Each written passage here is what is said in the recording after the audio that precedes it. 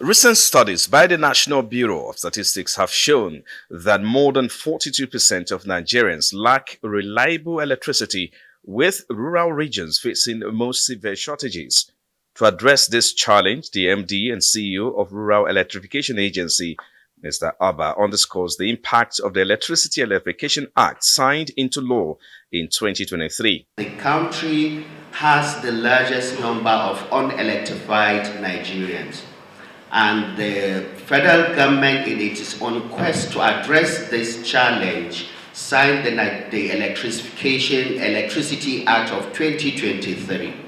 The Electrification Act changed the entire dynamics of electricity sector in the country by liberalizing the entire value chain and giving opportunity to states to participate in the entire value chain of the electricity in the country.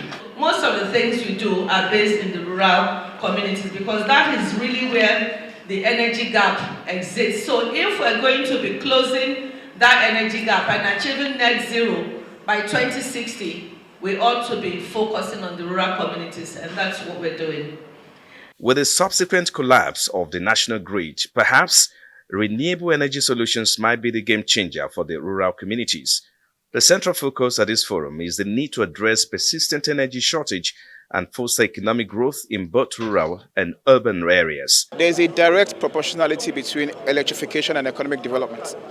So as a country, as a people, we don't have much of a choice anymore, right? The private sector needs to step in and make sure that electricity is provided to everybody, the rural, urban, peri-urban, as the case may be. Electricity is all about it. That's what makes a difference between the developed nations and undeveloped nations. That's what makes the stark difference between the rural areas and the urban areas. By the time we make this available, remember, at the end of the day, its ultimate impact to our economy, improvement to Nigerian economy, improvement in the quality of lives that Nigeria lives. We need to begin to re-strategize and begin to develop the ecosystem. And the only way to do that is to put the private sector, the developers, at the forefront of that. And we need them to begin to see themselves as renewable energy service companies that can deploy at scale so that the off-grid space can then begin to complement the grid, and also offer Nigerians an alternative. With different issues discussed here,